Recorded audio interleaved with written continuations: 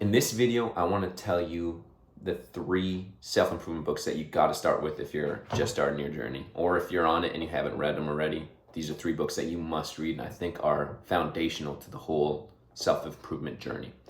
So if you're watching this video, you're probably already on your self-improvement journey. You're reading books, you're taking care of all those pillars in your life and all those types of health, like your spiritual, your emotional, your mental, and your physical. And so if you're on this journey, then you're going to be kind of reading books for a long time and probably for the rest of your life. So I'm going to give you 3 of them to start with if you haven't started already, or 3 that you haven't read already. And none of them are like groundbreaking shit that nobody's ever heard of. These are the basics, and I think these are good for anybody. If you're a young person, you should read these books because they're easy, they're not long, and they're practical, and they're extremely helpful. And I use like the tactics, and I use like I've used the lessons every single day in my life. And so let's start with the first one. The first one is How to Win Friends and Influence People. This book is like one of like the Bibles in self-improvement. And I think it deserves it because it was written like 100 years ago or something like that. And all the lessons are still timeless. Like you can use all of these things every single day and it'll make you a better person, and not just like in a weird, like manipulative way where it's like, where you're trying to get the best of people for your own advantage. No. This book was about creating win-win situations. And I think it's something that is critical on your journey, because as you pursue self-improvement, you're probably going to want to you're probably going to become more of an entrepreneur for yourself. And how to win friends and influence people is a way of becoming a better version of yourself in social, in social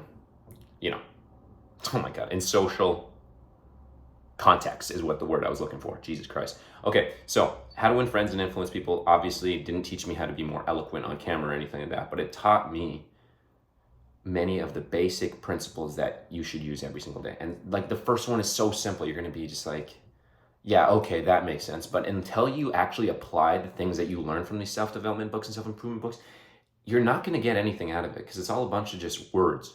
And words don't mean anything if they just go in one ear and out the other, okay? So How to Win Friends and Influence People taught me many things. First, smiling. Just smile at everybody. It's so easy, and it just makes you feel warmer and more approachable. You'll have more conversations, and it'll be just more fun.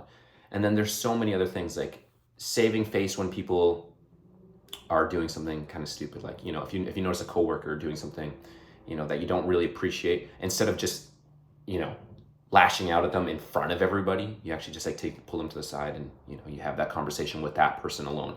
You don't let anyone feel humiliated or embarrassed. And the best thing about this book, like there's 15 of these lessons. You can read the book, you can read the summaries. The best thing about this book is that you can actually just you can read a chapter, highlight what you like, and then just go and do it right outside. You can just walk out of the door, go smile at people. You can write a letter. You can be interested in someone during a conversation, and this will just massively impact your standing in society and just make you somebody that people want to be around, okay? And that's a good feeling to have. I'm not saying you got to be a people pleaser or anything like that, but it's just like somebody that people aren't like, oh, shit. Like, Jamal's coming over here again. Like, I don't want to have a conversation with this guy because he's a dickhead, okay? So just try this book. This is the first book you have to read, okay? The second book is actually 2. It's Atomic Habits, which is like another Bible of self-improvement, but also The Compound Effect by Darren Hardy. And I read The Compound Effect first, and I really enjoyed it. And it's small. It's like this big, okay? And you can read a book this big in like a day. And if you take the principles of reading that book and put it to reading that book, you can read it in a week and still absorb everything and feel really good about yourself. But Atomic Habits and The Compound Effect are super useful because they get you to get into literally the habits and routines on how to become a better person and how to become better in any endeavor that you want to do in your life. Because at the end of the day, like the lesson is that like if you do one small thing every single day, it'll compound and lead to unbelievable returns later on, okay? And so the Compound Effect and Atomic Habits just provide really good examples. They're small, they're applicable. I think the biggest thing about like really good self-development books is that they're applicable and you can actually just like work on them right now. So you basically read the book.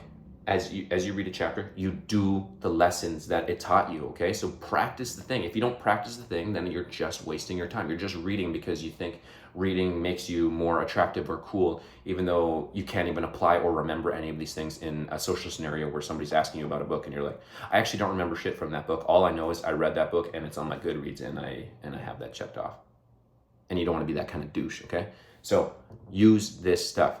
Atomic Habits and Compound Effect are like just even those 3 books, How to Win Friends, Atomic Habits, Compound Effect, is all you really need. But this is how you get started, because this, like I said, reading is going to be a pillar of your life going on forward, especially if you're a lifelong learner, you're very curious and you want to maintain that curiosity and continuously grow as a person, become more well-rounded, okay? So the 3rd book is actually a book that I've never seen in the bookstore, but it is called Awaken Your Genius by Ozan Varol. I found this at, I live in Vancouver, and I found this at like the Lululemon headquarters. They were doing some product testing, and my name was on the list, so I got to try some stuff out. And they had about 50 of these books just kind of stacked on their table. And I just decided to take a few of them because I'm like, what do you guys got this many books for? And it's like, well, this guy came here to have a talk. So that's a good sign. A high-level company like Lululemon has guys like this who create self-help books or create personal development books so that they can, and then they bring them out to teach them lessons on how to be a better company, how to be better coworkers to each other, and how to ultimately just bring the culture up. And that's something that I really respect. And so I took a bunch of these books and I gave them out to my partner, I gave them to myself, and I gave them just to anyone I really saw that day. So the reason I like this book is because it entails like everything, okay? It can tell you, and like I said, again, the practicality of this book is great. But really, it really just sums everything up and makes you want to become a more creative person and think for yourself. And I think that's an important lesson in self-development, is that you have to think for yourself. It's none of this shit where you're just doing things because you want to compare yourself to other people or you want to be competitive and things like that. No, you're doing this for yourself at the end of the day. And because you're the only person that you're going to be with 100% of the time. So I'm just going to read you a last quote from this. I think it's really eye-opening for me. And if you're going to start on this journey, you're going to be reading a lot more.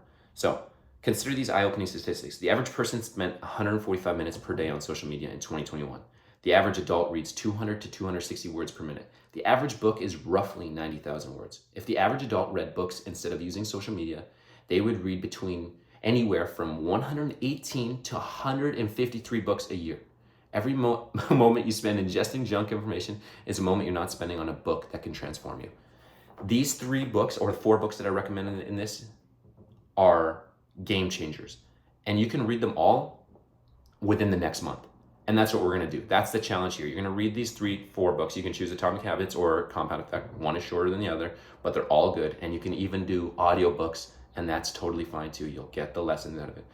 After you're done reading those books, I'll create a new video in May recommending 3 new books that I think you should start or reading, or that you should start reading so that you can continuously build upon what you've already known. Okay, so anyways, with that, always remember to rep the set, and good luck out there.